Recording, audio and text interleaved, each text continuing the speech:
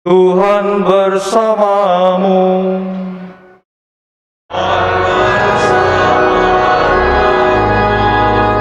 Inilah Injil suci menurut Lukas.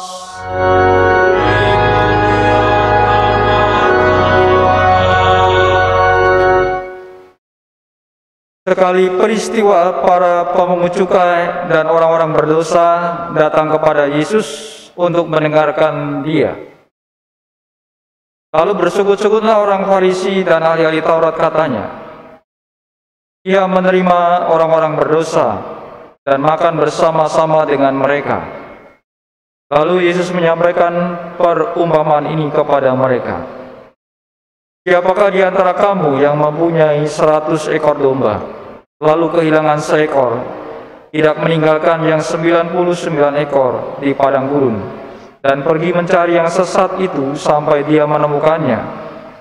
Kalau telah menemukannya, ia lalu meletakkan domba itu di atas bahunya dengan gembira, dan setibanya di rumah, ia memanggil sahabat-sahabat dan tetangga-tetangganya, serta berkata kepada mereka, "Bersukacitalah bersama aku, sebab aku telah menemukan dombaku yang hilang itu. Aku berkata kepadamu, demikian pula akan ada sukacita di surga karena satu orang berdosa yang bertobat, lebih daripada sukacita karena 99 orang benar yang tidak memerlukan pertobatan. Atau perempuan manakah yang mempunyai 10 dirham, lalu kehilangan satu di antaranya, tidak menyalakan pelita dan menyapu rumah, serta mencarinya dengan cermat sampai dia menemukannya? Kalau ia telah menemukannya, ia memanggil sahabat-sahabat dan tetangga-tetangganya, serta berkata, Bersukacitalah bersama aku, sebab aku telah menemukan dirhamku yang hilang itu. Aku berkata kepadamu, demikian pula akan ada sukacita pada malaikat-malaikat Allah karena satu orang berdosa yang bertobat." Demikianlah sabda Tuhan.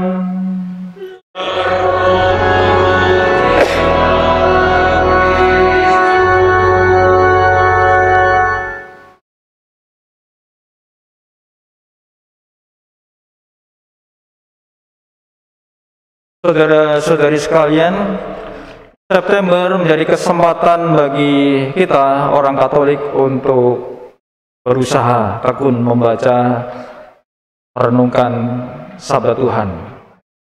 Dan lambang yang pasti di September sebagai bulan Kitab Suci Nasional, ya contohnya di depan sini dipajang Kitab Suci, supaya kita ingat inilah bulan Kitab Suci Nasional, September.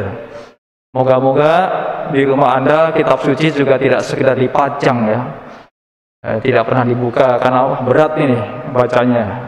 Jangan kepikiran kayak gitu. Kalau kepikiran ya nggak akan baca-baca. Kalau baca komik sampai berjilid-jilid mungkin, tapi kalau baca ya Kitab Suci bagaimana? Nah, tanyakan lagi dalam diri sendiri. Padahal Tuhan mau berbicara kepada kita melalui sabdanya, melalui Kitab Suci yang kita baca dan kita renungkan. Sehingga kalau kita sudah baca, merenungkan, lalu kemudian melaksanakannya. Nah, kira-kira seperti itu. Nah, maka saudara-saudari, kita juga dapat merenungkan sabda yang barusan kita dengar melalui Ekaristi ini. Tadi ya biasa kita mendengar setiap hari Minggu adalah bacaan 1, bacaan 2, dan Injil. Nah, lalu dari Injil Lukas tadi, menurut saya ada sesuatu yang menarik untuk disimak, yang mungkin kadang-kala luput dari perhatian kita. Kalau kita baca Injil Lukas bab 15 ayat 1 dan seterusnya, di situ sesungguhnya ada kisah tentang anak yang hilang, yang mungkin Anda juga pernah mendengarnya, kisahnya sudah pernah membacanya, kisah anak yang hilang. Tetapi tadi tidak diperdengarkan, ya, karena saya membaca yang bagian bacaan yang singkat. Kalau yang panjang itu ada kisah, ya. Kita tahu anak itu minta harta kepada bapaknya, dikasih, lalu berfoya-foya, lalu kemudian dia melarat, dan lalu kembali kepada bapaknya, bapaknya menerima, dan seterusnya. Kisahnya seperti itu secara singkat.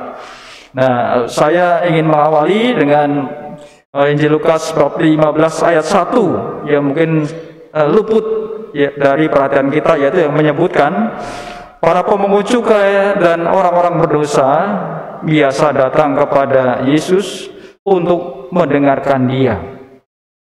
Yang menarik adalah bahwa para pemungut cukai dan orang-orang berdosa biasa datang kepada Yesus dan mendengarkan Dia. Mereka ini para pendosa, pemungut cukai, tetapi biasa mereka datang kepada Yesus dan mendengarkan Dia. Kenapa mereka itu biasa datang kepada Yesus dan mendengarkan Dia? Karena ya mungkin Yesus mau menerima mereka, kendati mereka dianggap masyarakat itu berdosa, ya, dan mereka juga mungkin dibenci oleh orang-orang di sekitarnya. Tetapi rupanya mereka itu mau mendengarkan Yesus, dan Yesus juga mau menerima mereka. Nah, lalu bagaimana dengan kita? Kalau kita kan katakanlah sudah mengimani Kristus, ya, sebagai orang Katolik dengan baptisan, kita sudah percaya kepada Kristus. Apakah kita juga mendengarkan Dia? Lebih mendengarkan harusnya. Bagaimana supaya kita mampu mendengarkan Kristus? Ya, salah satunya baca kitab suci. Nah, kalau kita baca kitab suci kan kita tahu Tuhan bicara apa melalui sabdanya kepada para murid dan orang-orang di sekitarnya. Maka kita juga sekaligus mendengarkan Dia, ya, mendengarkan sabda Tuhan. Nah, misalkan Tuhan berbicara, bertobatlah, kerajaan Allah sudah dekat. Nah, itu kan berarti Tuhan berbicara kepada kita supaya kita segera bertobat, ya, ataupun sabda-sabda yang lain. Nah, kembali tadi kepada para pemungut cukai dan orang-orang berdosa tadi. Mereka itu dianggap berdosa, tapi sekali lagi mereka biasa mendengarkan Yesus. Lalu apakah mereka itu sudah mulai sadar dan mau bertobat? Ataukah karena pribadi Yesus yang membuat para pendosa itu datang kepadanya? Saudara-saudari yang terkasih, Injil Lukas menampilkan para pemungut cukai dan orang-orang berdosa itu sebagai satu kelompok. Mereka dianggap tidak bermoral, tidak beragama, dan diperlakukan oleh para pemuka agama Yahudi sebagai kelompok masyarakat yang perlu dihindari. Orang-orang Farisi dan ahli Taurat bersungut-sungut, katanya tadi dalam sabda yang kita dengar, ia menerima orang-orang berdosa dan makan bersama-sama dengan mereka. Mereka bersungut-sungut dan berkata ngerasani, ya, istilahnya kepada Kristus, ya, ia menerima orang berdosa dan makan bersama-sama dengan mereka. Orang-orang Farisi dan ahli-ahli Taurat biasa bersungut-sungut kalau Yesus itu bergaul dengan para pendosa. Mereka tidak senang melihat sikap Yesus tersebut. Saudara-saudari terkasih, kemudian Yesus menyampaikan perumpamaan kepada mereka. Perumpamaan itu mengisahkan, tadi kita dengar, ada satu domba yang hilang. Pemilik 100 ekor domba berusaha mencari seekor domba yang hilang. Perumpamaan lain mengenai perempuan yang berusaha mencari dirham yang hilang. Ketika yang hilang ditemukan, maka ada sukacita yang besar. Makna dari perumpamaan ini adalah sukacita karena ada satu orang berdosa yang bertobat. Ada sukacita, ada ceria. Ya, moga-moga juga bulan ini menjadi September ceria. Seperti lagu, ya, September ceria. Nah, September ceria karena kita ceria baca kitab suci, ya. Jangan membaca kitab suci, aduh merengut, waduh tebel, aduh malas. Nah, itu nggak ceria. Tapi ceria sehingga seperti tadi, ya, ketika orang menemukan domba ataupun ketika dirham ditemukan, ada sukacita di sana karena sudah ditemukan yang hilang. Nah, saudara-saudari sekalian, kita dapat memaknai kisah ini untuk hidup kita sehari-hari. Allah itu sungguh mengasihi kita manusia. Bukti kasih Allah adalah melalui Kristus yang datang ke dunia untuk membebaskan kita dari belenggu dosa.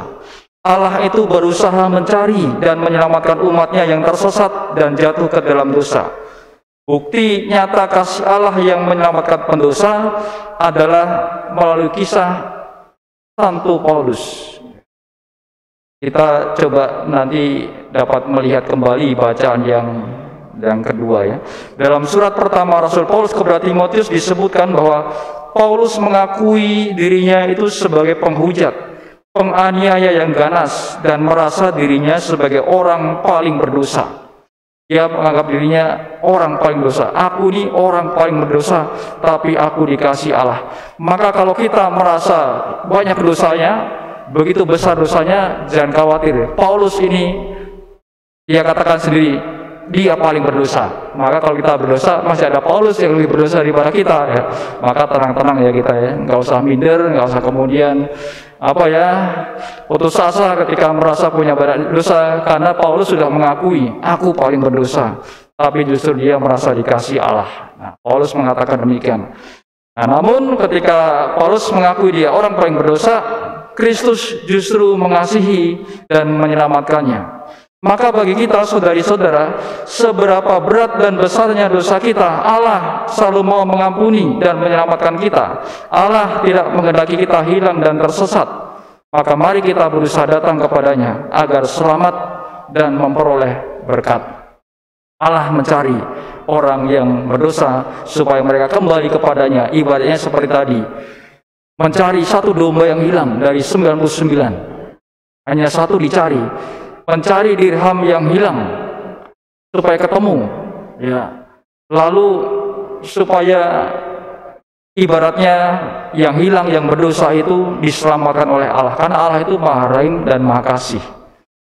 Kalau kita kemudian merenungkan kisah selanjutnya tentang anak yang hilang, di situ ada unsur pertobatan. Jadi bukan saja Allah berinisiatif mencari yang hilang, menemukan yang tersesat dan berdosa, tetapi kalau dari unsur manusia adalah manusia yang mau bertobat, mau datang kepada Allah. Seperti anak bungsu yang sudah merasa berdosa, berbuat salah, datang kepada bapaknya, minta maaf, dan bapaknya menerima dia dengan penuh kasih. Itulah gambaran Allah Maha Rahim.